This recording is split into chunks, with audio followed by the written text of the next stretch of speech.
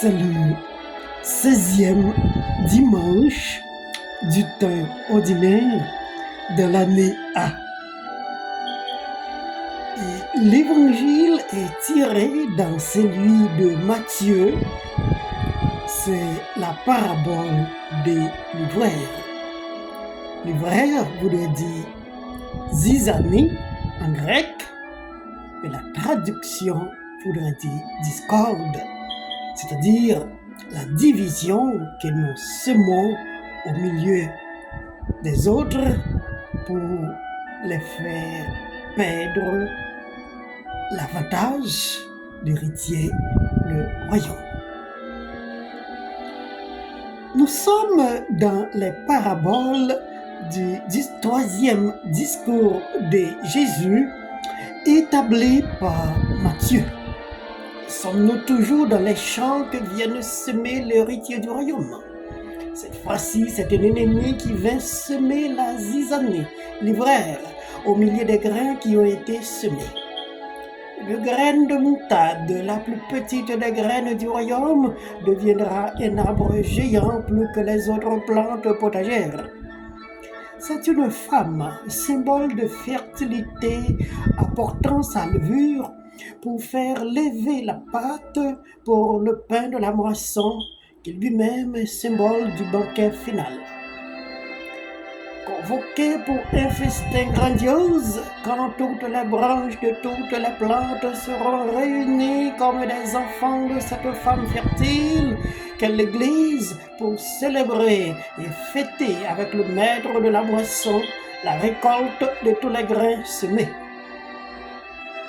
Certaines paraboles sont communes aux trois synoptiques, pendant que certains d'autres sont des touches particulières à l'évangéliste qui les présente. Celle du livreur est semée dans les champs de blé et parue seulement sous la plume de Matthieu. Elle représente Jésus comme le maître enseignant venu pour montrer qu'est-ce que c'est que le royaume. Toutes les paraboles racontées par Jésus sont pour inculquer des leçons de morale à ses auditeurs à propos du royaume. À chaque fois qu'un texte de l'Évangile montre Jésus en train de donner des enseignements particuliers à ses disciples, c'est comme une transmission de mission. Le mystère de Dieu n'est pas un marché ouvert à tous.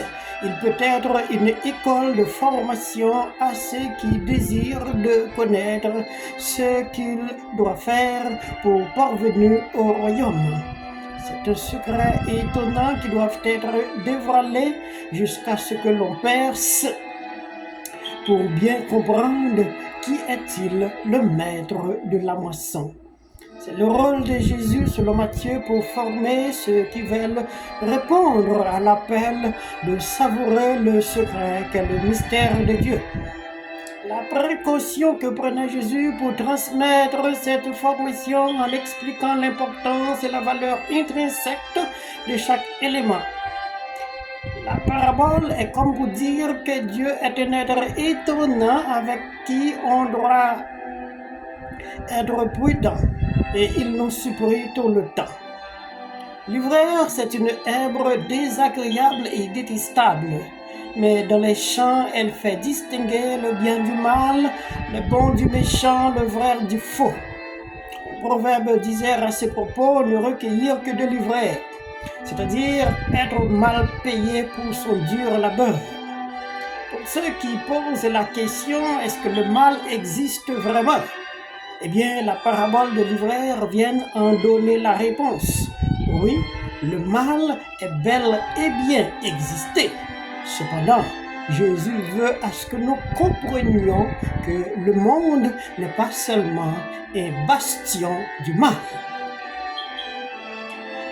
Qu'est-ce que Matthieu appelle le temps de la moisson dans le texte de son évangile pour ce dimanche? Ces genres d'expressions sont courantes dans les textes bibliques. Cependant, toutes n'ont pas la même signification ou même détermination. Jean l'évangéliste, lui, par exemple, il parle souvent quand l'heure fut venue.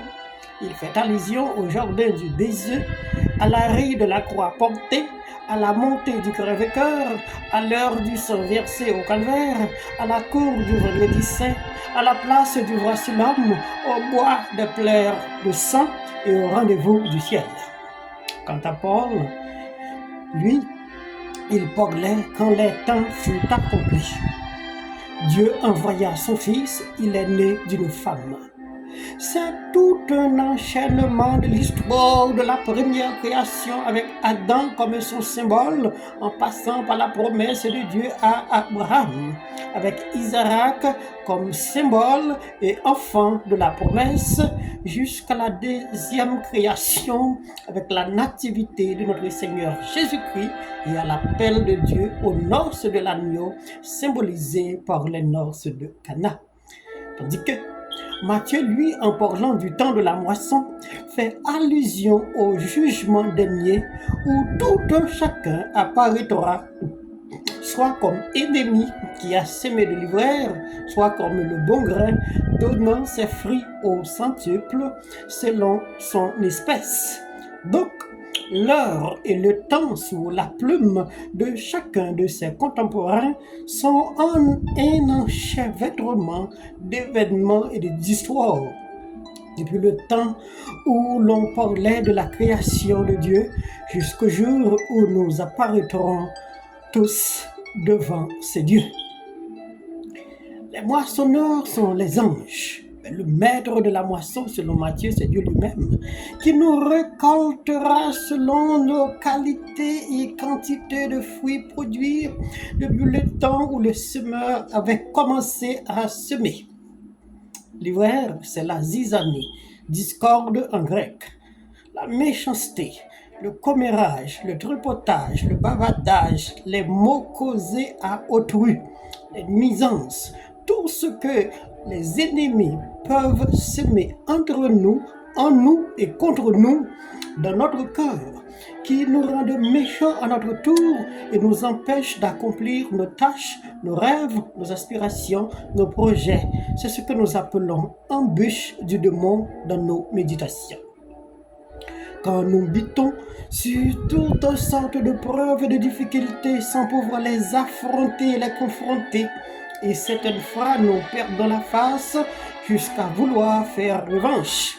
C'est résister, c'est résigner, c'est désister ou même se donner la mort. Dans le texte de cet évangile, Jésus nous conseille de laisser grandir l'ivraie en même temps que le blé pour les ramasser et les brûler au temps de la récolte. C'est-à-dire que nous sommes impuissants devant le mal, donc nous devons vivre avec jusqu'au jour du jugement dernier. Et le maître de la moisson en saura quoi faire avec ces ivraies semées par l'ennemi au jour du jugement. C'est lui qui envoyait le semeur pour semer, mais quant à l'ivraie, c'est un constat fait en le voyant pousser dans les champs et c'est l'œuvre d'un ennemi. Sauf que l'ennemi devait savoir le sort réservé pour son ivraie sera lié et brûlé au feu pour avoir empêché le blé de pousser et de produire selon le désir du semeur et le maître de la moisson. L'expression lié et brûlé est commune à Matthieu, surtout dans la parabole du débiteur impitoyable. Le mauvais serviteur a été lié et jeté là où il y aura pleurs et grincement de dents. Une graine de moutarde est définie comme la plus petite des graines. Cependant, c'est une plante qui étende. Elle peut étendre ses branches aux arbres géants, tels que ses branches sont étalées. Jésus fait allusion à sa propre personne qu'il plaçait comme le plus petit du royaume des cieux. Cependant, après que son travail de semeur prendra fin, il redeviendra égal aux trois personnes de la Trinité qu'il compare lui-même avec des arbres géants. Et le champ, comme la semaine précédente, c'est le cœur de chacun de nous, de par la façon qu'il reçoit la parole qui a été semée. Aussi généreux qu'un grain puisse être, si le terrain n'est pas fertile, il ne produira pas comme il aurait voulu. En notre qualité de terrain, quelle fertilité que réservons-nous pour le grain qui a été semé en notre cœur? Si le grain de blé tombé en terre refuse de mourir, la moisson de l'espérance de l'homme ne se fleurira pas. Si le terrain des champs refuse d'être fertile, le grain tombé ne se produira pas non plus. Si la pluie refuse de tomber, il n'y aura aucune production. Si le soleil refuse de se pointer à l'horizon, la tige de la plante ne poussera pas. La vie est comme une combinaison de plusieurs événements et ingrédients. Pour qu'elle réussisse parfaitement, elle a besoin de chacun de ces atomes. Si nous avons refusé d'aider nos frères d'avancer sur le chemin de la vie, tout ce que nous dirons plus tard seront prises pour de l'hypocrisie. Car aider quelqu'un à devenir quelque chose de la vie, c'est la contribution qu'il faut porter pour que la vie cachée en celui-ci soit déployée comme un seul grain qui deviendra un arbre géant faisant branches et feuilles, fleurs et fruits pour nourrir une multitude. Si la femme refusait d'ajouter sa levure dans la pâte, personne n'en saurait quelle quantité de pain qu'on en manquerait. Si la graine de moutarde n'était pas semée, personne n'en saurait quel pied humain la piétinerait. S'il n'y avait pas les anges pour enlever l'ivraie semée dans le blé, personne n'en saurait quelle quantité de blé qu'on en perdrait. Nous devrions savoir que nous sommes le paradis de l'autre et entre nos mains insère son bien-être qui doit venir de nous, et s'il souffre, c'est parce que nous ne prenions pas soin de lui, et s'il pleure, c'est parce que nous l'avions oublié. La semence peut être bien petite, mais en plantant, elle espère devenir géante comme les autres arbres et arbustes. Ne refuse jamais de se voir planter, car se planter, c'est l'espérance de la récolte et de la production. Un arbre géant peut être n'importe qui et n'importe quelqu'un. Cependant, être géant ne garantit pas une bonne récolte ou une bonne production. Il faut d'abord suivre les étapes.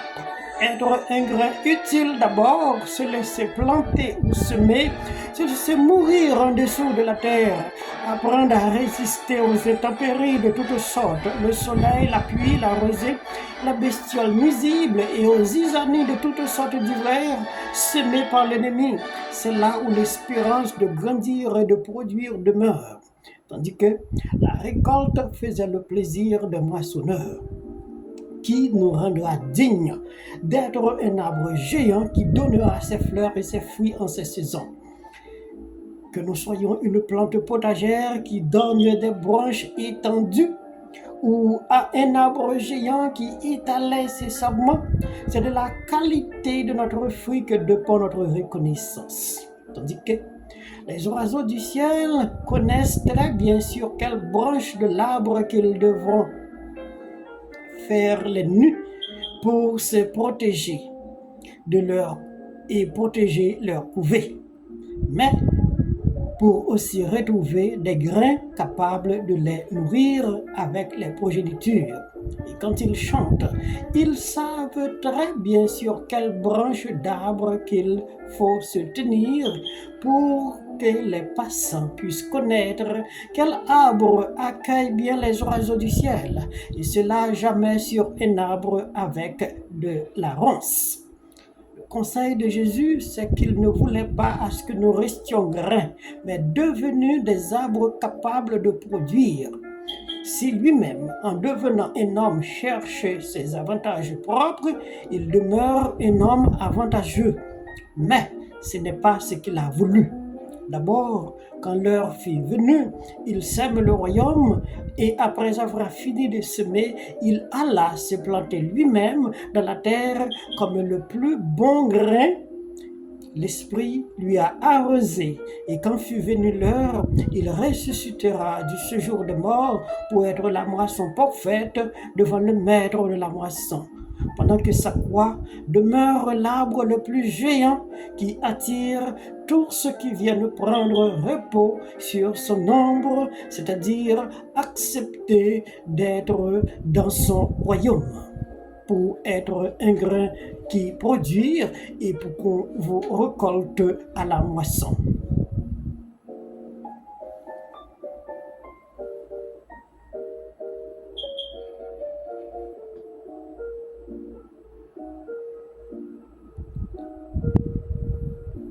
Bon dimanche à tous.